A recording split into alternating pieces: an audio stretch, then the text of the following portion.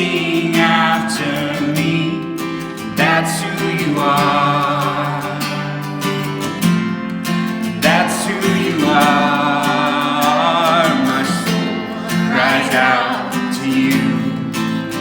Let the waves of your glory crash all around me. My hope is found in you.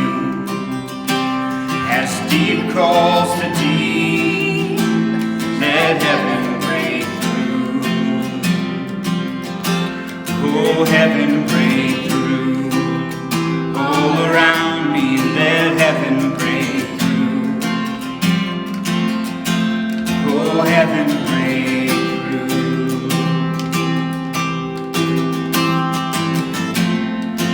All fear is broken, truth will undo the lies that were spoken when heaven breaks through. Joy overwhelming, old is made new. Death lays defeated when heaven breaks through. All fear is broken, the truth will undo the lies that were spoken when heaven breaks through. Joy overwhelming, old is made new. Death lays defeated when heaven breaks through. Oh, heaven break through. Round me, oh, heaven break through. Oh, heaven break through. My soul cries out to you. Let the waves of your glory crash all around me. My hope is found in you. As deep calls to deep, my soul cries out to you. Let the waves of your glory crash all around me. My hope is found in you. As deep calls to deep, let heaven break through. Oh,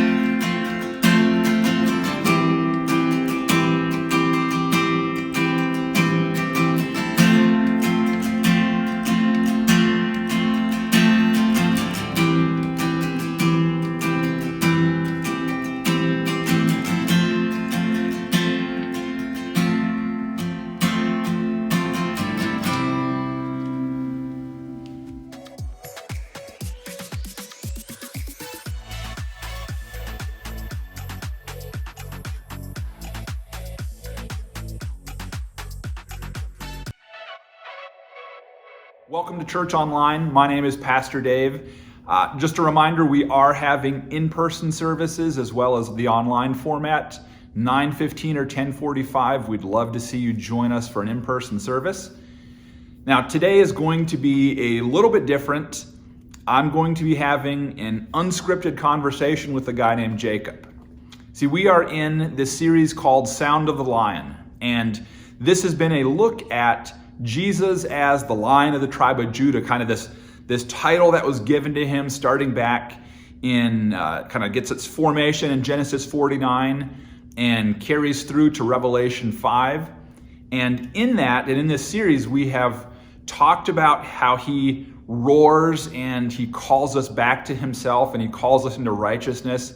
In Hosea chapter 11, he says that I will roar and my people will come trembling back.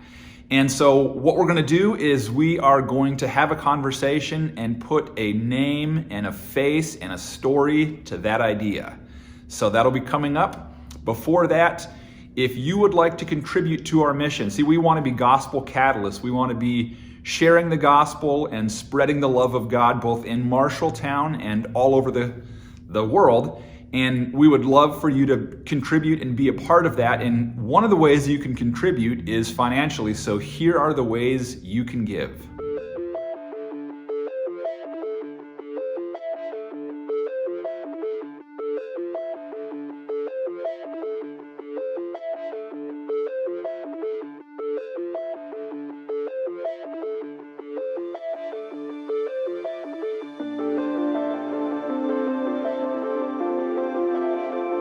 Hey church, Pastor Dave here, and this is Jacob Lehman. I grew up around Marshalltown and over actually about 20 minutes north by a little town named Union. And now I'm married, have 3 kids, and we live north of Conrad and attend here regularly. All right, Jacob. So did you grow up in church? Yes. I've grown up in a church family ever since I was born.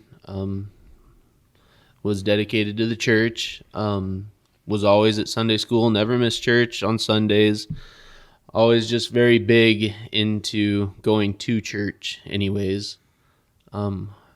Wouldn't say I was always part of that church per se, but definitely grew up in it.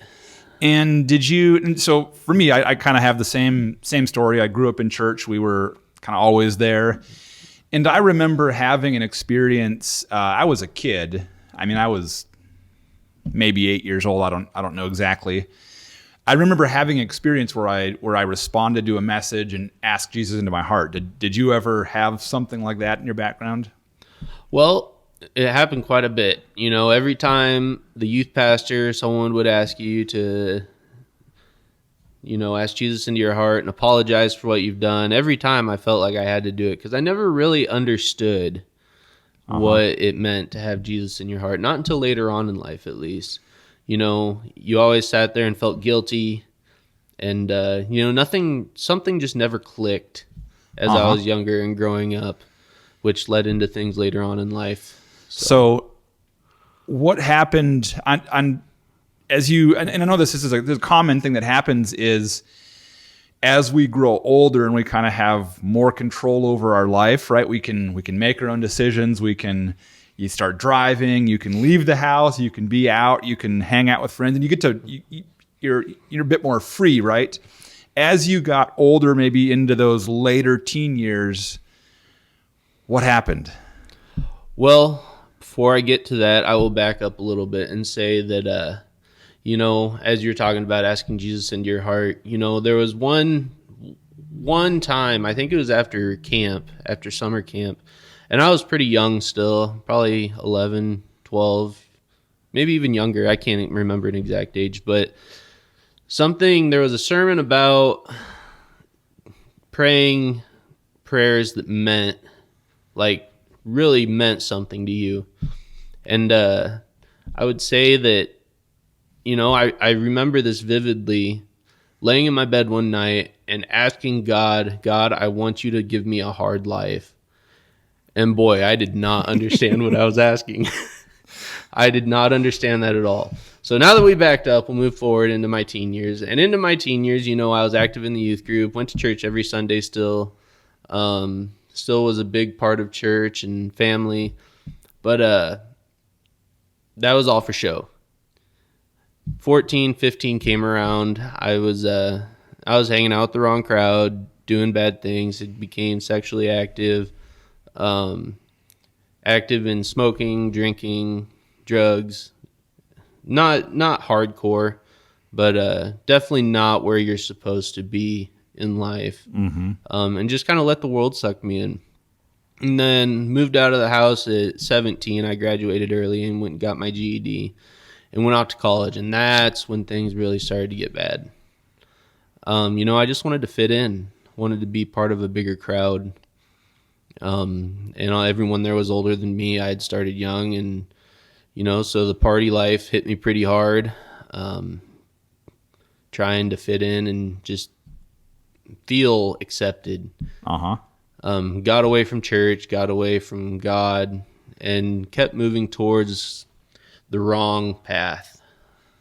Would you say that was a slow drift, or did it just kind of happen? Did you consciously decide, like, I'm done with church for a while? Or? There was a lot of things that had happened during different things in churches that had me kind of drift farther and farther away. While I was still in high school, the pastor's son started to do sexual things with my sister and another friend in the youth room, and caused a lot of issues that made me drift away. And then there was a big ordeal in the church with that. Uh-huh. And then we moved to another church. Well, me and my sister started going to youth group at another church, and in that church, the pastor decided to call my sister a whore. And that ended badly with me about getting arrested for threatening the pastor in his office. So, just really bad taste in my mouth as I got later on in life of what church was. Uh-huh. Just kind of, to me, felt like a bunch of hypocrites, And, I wanted to stand up for my family. I wanted to be real. And as I went through all that, it pushed me farther and farther away. And I realized it. I didn't want to be a part of it, because of the bad taste and just watching things happen and just not feeling like it was for me. So yeah, and it is a weird thing how God, in God's plan, He has allowed imperfect people to try to lead other imperfect people in church. And so often we hear these stories where we have bad experiences. I think most people can point to a time where they've been hurt by a church or felt rejected. I have a story. It's not completely similar to what you shared, but just a time when I had given a lot to a church and volunteered and helped and invested a lot in the people there, and then there was a change of pastors, and the new guy kind of was just like, "Thanks for everything you did in the past. Yep. I don't need you anymore." Yep. And there's just that total rejection of, you're just kind of like kicking me to the curb, like, what's going on? So that there's a lot of, I think a lot of people have a lot of scar tissue when it comes to church, because it's that process where ideally we are helping each other grow in our faith, but what happens a lot of times is that's not what it's this imperfect people trying to do things, and sometimes you get egos that get in the way, and you just get poor judgment and all this sort of stuff. And if we're around it, we can sometimes, our response can be kind of that fight or flight sort of mentality, and often people just leave, or we push back against it, and usually it leaves this scarring, and it often leaves a poor taste in our mouth. And not every Christian has that story, but a lot of them do. Yep. And in some ways, it's as if God is letting us go through difficulty to test our faith. He is trying to forge us into something strong and pure, and He uses relationships and churches and imperfect people, and sometimes it causes us to reject and run. But even in that, he pursues us. So tell me a bit about, after kind of those churches experiences and college and kind of picking the wrong crowd, is there a period of your time where you would say, I really ran? Yeah. So after college, I'd been living with my first baby's mother, and we had a child, and there was just a lot of issues in that. And I started using drugs a lot harder. Started using meth really bad, and then decided that I enjoyed it a lot and got into the game. Into the drug game, dealing, enforcing, a lot of violence. And it just wasn't good. I remember one of the turning points that really put me on a dark path was I was dealing, and one of my best friends from childhood, he was into it too really bad. And I remember being down in a basement, and he decided to rob me. And what came of that was I had him tied to a chair with a gun to his head, realizing that I was your best friend, and here I am over money. Yeah. Over money. I mean, what more stupid reason? I mean, I understand, some people, money's money, but that's no reason to ever not even break a relationship like that, but to even think about killing someone or scaring them. Yeah. And during this time, would you consider yourself to, like, you're making all your own decisions, sort of?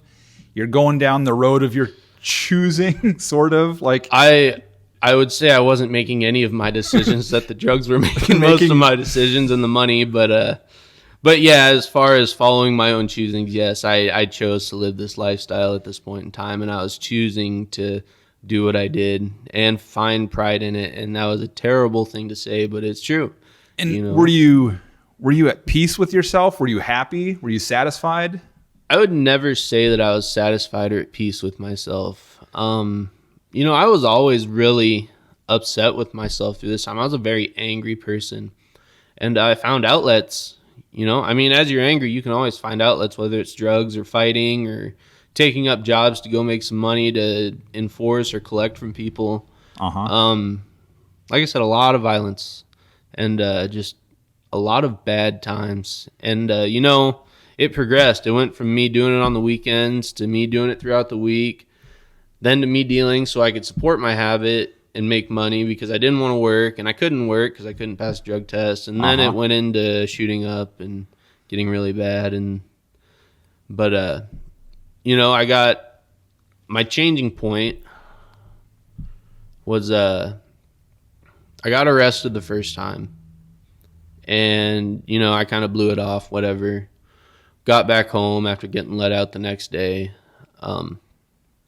and my house was like empty. The people who I had trusted, who I had thought were my friends, as soon as I was down and out, they just took everything I had and left. And so yeah, that added to the anger and the discontent. And not even, what was it, maybe a week or two later, I was arrested again. And this was God finally starting to break me down from where I was at and whittle me back to what he wanted me to be. And so I moved back in with my parents, and that didn't work out so well. I did okay for a little bit, and then I went on like a week bender, and finally on my week bender, I got a text message from my dad and said, hey, you're either going to go to rehab or we're going to look legally at pressing some charges against you for some more stuff. And so I came home, and they didn't wait at all. It was the next day that they shipped me off to rehab. So there's of course that parable of the lost sheep, and that idea that Jesus says, like, when there's one lost sheep, I'm going to go after it. I want to find the lost sheep. I'll leave the 99 to go bring that one back, because Jesus, kind of this imagery we've been talking about as a lion, like he is after us, like he's a hunter, right? And he wants to bring us back, and he's unwilling to just give up on us. Even in our worst and in our sin, he doesn't give up, and he keeps roaring, and he keeps seeking, and he comes to find us. And And it sounds like you're kind of at that point in your story where you have taken, your own life and kind of made a pretty big mess of things. Oh yeah. Huge mess. And walked away from Jesus in that process. And in that, though, Jesus didn't say, I'm done with Jacob. He said, I'm going to go find that lost one. And he's using all these circumstances. And now it seems like you're in that part of the story where you're kind of at a breaking spot where he is finding you and about to grab a hold of you. So what happens at rehab? So my parents took me to Adult Teen Challenge in the Midlands. And if you've never heard of it, go check it out because it is an awesome place. It's just an awesome program, and there's ways to support it. Definitely check out their website, or if you get an opportunity to go and actually tour the campus, go for it because I cannot say anything bad about that place. But backing up, this is that point where I realized when I started going to rehab that I realized all this had happened because I asked for it in that prayer. But no, so I went to rehab, and the first couple weeks are very rough. You're coming down, you're trying to make sense of what all's gone on. You're realizing that you've made a lot of enemies. You're sobering up for the first time in years. And yeah, I mean, there's just a lot that hits you, a lot of emotion, a lot of truths in your life, a lot of pain because you realize how many people you've hurt that you love. So I go to rehab, and the first couple weeks are just trying to get settled, and you have some counseling, and and at first it's really hard to kind of accept all this, because when I was in church as a kid, no one raised their hands when they sang, no one prayed over other people, it was just go to church, sing your few songs, listen to the message, maybe go to Sunday school before all that, and then go home, or go out to eat and go home, it was never church all day long, every day, 24/7. And that was different, and at first it was hard to accept. It wasn't really a choice. I had to be there due to court order and different things. If I didn't want to go to prison, I had to be at rehab. And there was times where I wanted to go to prison instead of be there. Trust me, there was plenty of times. But I would say probably maybe a month to a month and a half into it, was when God really started working in my heart and my life. And instead of going through the motions, I started really to dig into it and make those motions a reality in life. And then just learning to be a disciple, and then to disciple the other new people that come in and try to make their life easier as they're coming through. They had what they called the buddy system. And for the first 2 weeks, you have a buddy that after so many months has been there and kind of helps guide you through things. And that was a big growing point. My buddy now, actually, the one that helped me through the program, he's actually in prison now and possibly has a death sentence. It just goes to show you that your choices in life, if you walk away from God, you can choose to go back to the life that you came from. But sometimes, in my eyes, I see that, like, he abandoned God. He walked away, and it's his choice if he wants to call out again. And if he chooses not to, it could lead to death row. If he does choose not to, there could be another miracle. It just depends. I will definitely say that I did not do any of it. God did everything in my life from this point on. Well, even from before that, but to change me to the point where I didn't ever want to go back. He definitely did a complete 180 in my heart. And that's the big thing, like understanding that we can play a role, like we can choose to surrender, we can choose to open up our Bible and read our Bible, we can choose to kind of stay fresh and current in that relationship, and those are all like choices we make every day, every week. But so much of the process, the majority of the process, it is what Jesus does in our heart. It is not something we can do on our own. Like we are slaves to sin and slaves to ourselves until it's the power of Jesus that transforms our heart. Yep. And in that we play a role, like I said, in just learning to surrender and doing that, but so much of the work is Jesus. So as you made it through rehab and you came out, how did you come out? Like, were you a new person? Was it? Yeah. As I came out, I definitely was a new person.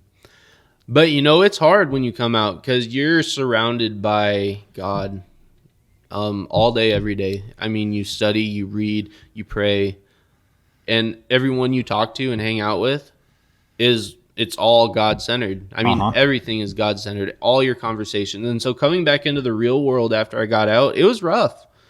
There was a lot of temptations. I remember coming out and one of my old friends had messaged me and said, "Hey, I got clean. You want to hang out?" And I said, yeah, I'd love to, And as I get there, he's like, "Hey, man, I really didn't get clean, but I was wondering if you'd deal for me again." And pulls out a freaking half a pound of dope. And I just looked straight at him and I was like, "Man, I can't." I was like, I cannot. I said, "I am done with this. I am never doing it again."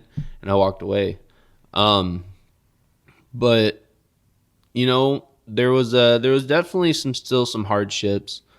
I got my wife now pregnant before marriage, which is Erica. I'm sure anyone at the church knows her, and great person, love her to death. But so there was that sin, and it worked out though. We love each other, and we're married, happily married, and have 2 kids of our own now.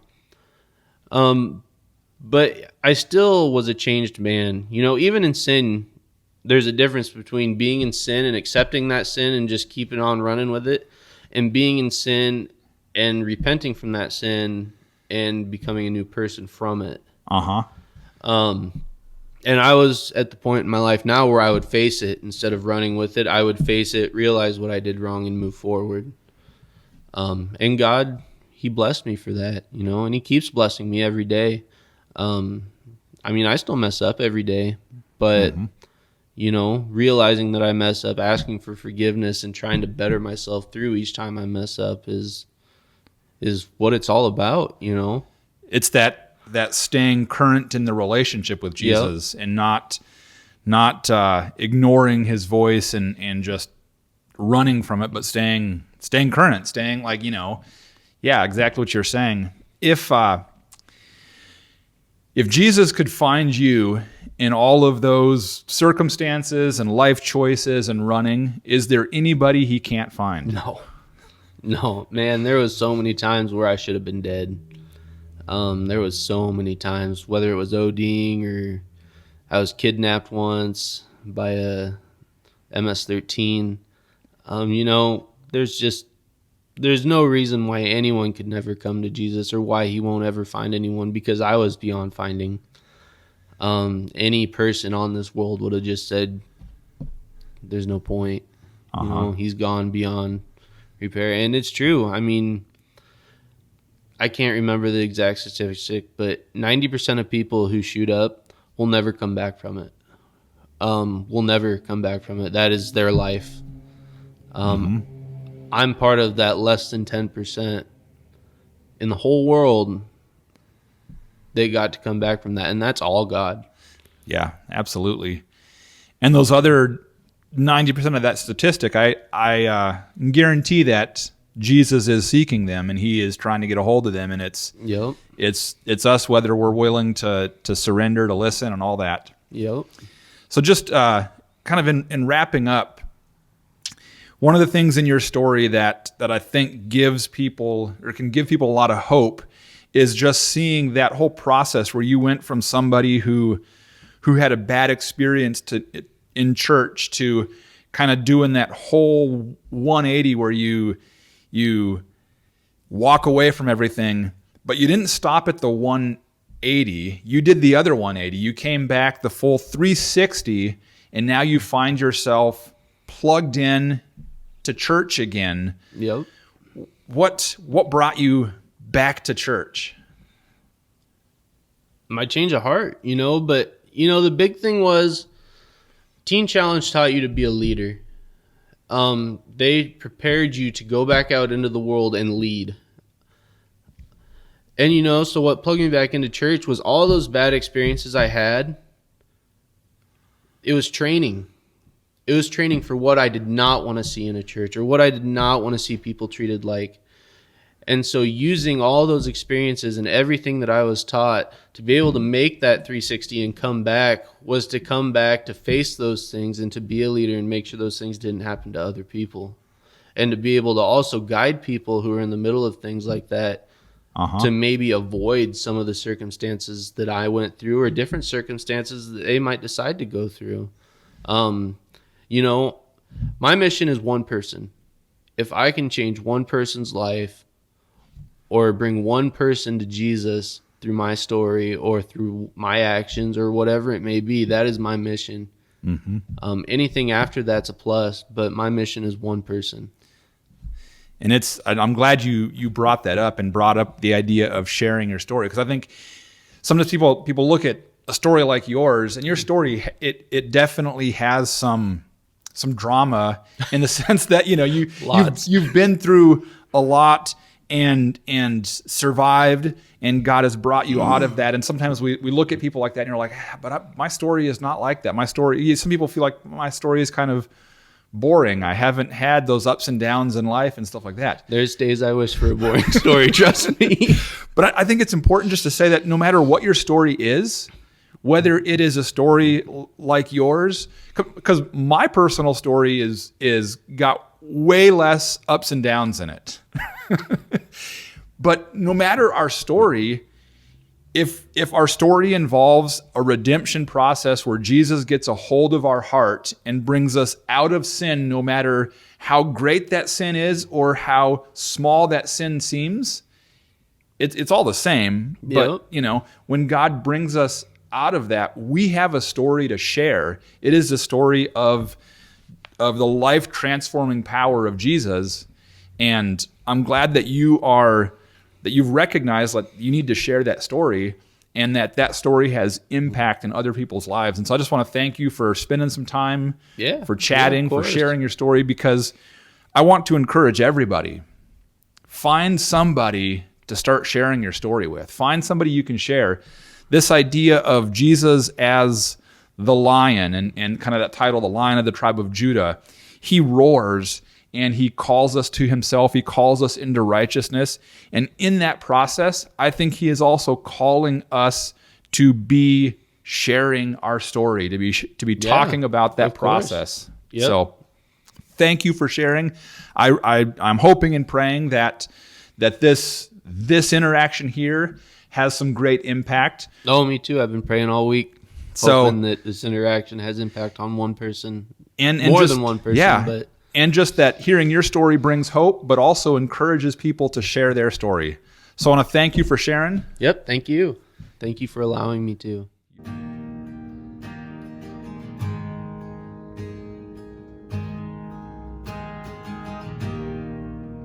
He who was before there was light walked across the pages of time. He who made every living thing, behold him. He who heard humanity's cry, left his throne to wake as a child. He became like the least of us.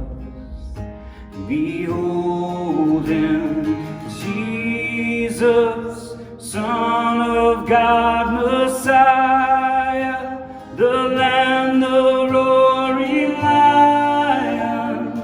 Oh, be still and behold him.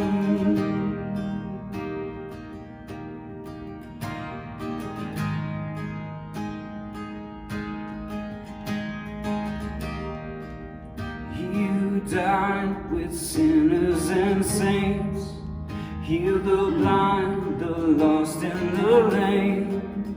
Even now he is in our midst.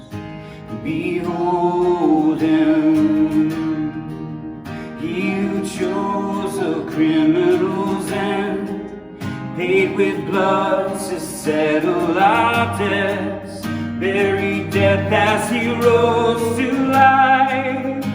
Behold him, Jesus, Son of God, Messiah, the Lamb, the roaring Lion.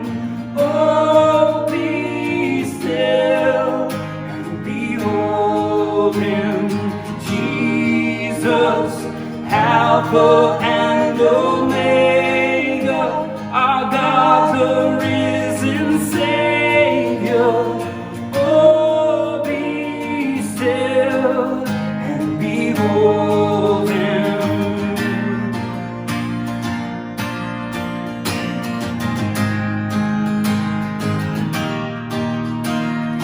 Holy, holy, holy is the Lord God Almighty. Worthy, worthy, worthy to receive all praise. Holy, holy, holy is the Lord God